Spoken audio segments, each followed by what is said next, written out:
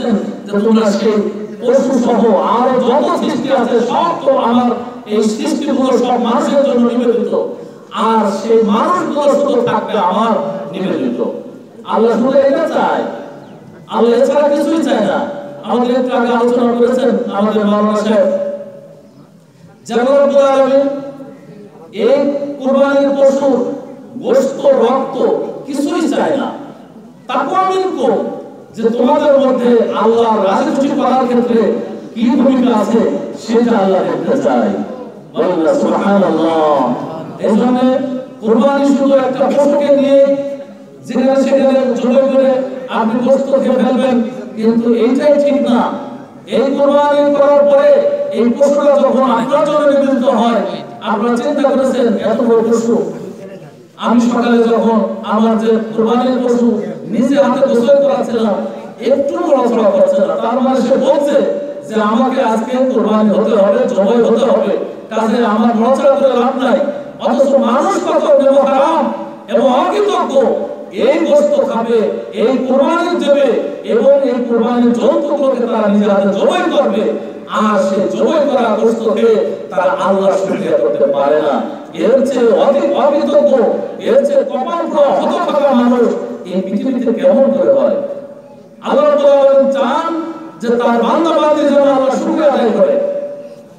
আল্লাহু আকবার, আল্লাহু আকবার, সবাই বলেন আল্লাহু আকবার, আল্লাহু আকবার, লা ইলাহা ইল্লাল্লাহ, আল্লাহু আকবার, আল্লাহু আকবার, লিল্লাহিল হামদ, আল্লাহু আকবার, আল্লাহু আকবার, লা ইলাহা ইল্লাল্লাহ, আল্লাহু আকবার, আল্লাহু আকবার, লিল্লাহিল হামদ। আমরা ইনশাআল্লাহ নির্ধারিত টাইম আমাদের 8টায় 1 মিনিট আমরা অতিক্রম করবো না ইনশাআল্লাহ। এখন যারা এদিকে আছেন দ্রুত মনসি নিয়ে একটু আমাদের জানিয়ে চলে আসুন। সম্মানিত হাজিরিন, আজকে দেখেন আল্লাহ রাব্বুল আলামিন মুসলমানদের জন্য জাতির পিতা ইব্রাহিম আলাইহিস সালামের সন্তান কুরবানি করার মধ্য দিয়ে তিনি জাতিকে বুঝিয়েছেন যে আল্লাহ রাব্বুল আলামিনের যদি পূর্ণাঙ্গ আনুগত্য করা যায়, তাহলে অবশ্যই আল্লাহ রাব্বুল আলামিন আপনাকে আমাকে গোটা মাখলুককে আল্লাহ সেভাবে ইবাদত করবেন যেভাবে ইব্রাহিম আলাইহিস সালাম আগুনে পড়ার পরও, পোড়ানোর চেষ্টা করার পরও আগুনে তাকে স্পর্শ করতে পারেনি। যেভাবে ইব্রাহিম আলাইহিস সালাম তার সন্তানকে কুরবানি করার চেষ্টা করেও ছেলে কুরবানি হয়নি, শুধু একটাই কারণ।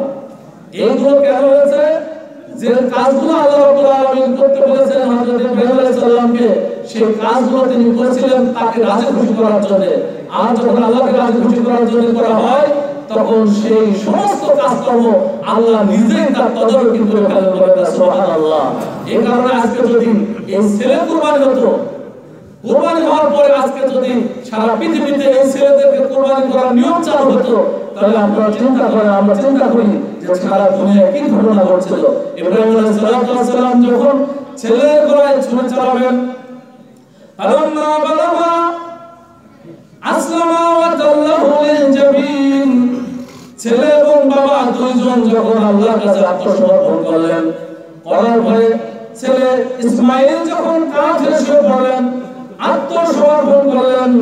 আত্মসমর্পণ করার পরে আল্লাহ রাব্বুল আলামিন জিবরিল আমিনকে পাঠিয়ে দিলেন, যাও তাড়াতাড়ি যাও, ইসমাঈলকে ইব্রাহিম আলাইহিস সালাম জবাই করার জন্য যে প্রচেষ্টা চালাচ্ছে 100 বছরের বুড়া আর মারার চেষ্টা চালাচ্ছে কিভাবে ছেলেকে জবাই করবে, কিন্তু আল্লাহ রাব্বুল আলামিন জিবরিল আমিনকে পাঠিয়ে দিয়ে বলছে ছেলে কুরবানি হবে না, ছেলের গলায় একটা লোহার পাত দিয়ে দাও, যত সে ছুরি চালাক না কেন তার গলায় কোনো আঁচ লাগবে না।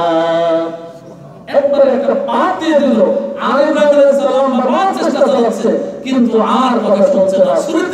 ছুরি বলছে যে আমার যিনি সৃষ্টি করেছেন তার কথা শুনবো না, তোমার কথা শুনবো। বারবার নির্দেশ আসছে, খবরদার ইসমাঈলের গলায় যেন অসমের একটা লোম যেন না কাটে। এভাবে আল্লাহ রাব্বুল আলামিন ইসমাঈল ইব্রাহিমের সেই কুরবানি কবুল করেছেন।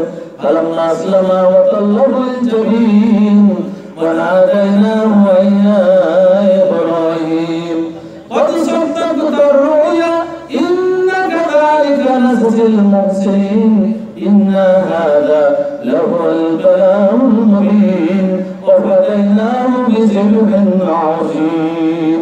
الله رب العالمين ইসমাঈলকে সরিয়ে দিয়ে সেখানে আমি একটা জান্নাতি দুম্বা বা একটা পশু নিয়ে এসে আমি যখন ইব্রাহিম আলাইহিস সালামের সরিয়ে নিয়ে যেলাম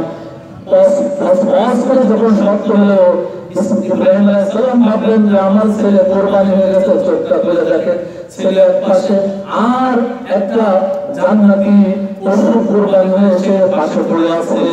সুবহানাল্লাহ। এটা ছিল ইব্রাহিম আলাইহিস সালামের সেই আত্মত্যাগ এবং তাকওয়া। আল্লাহু আকবার।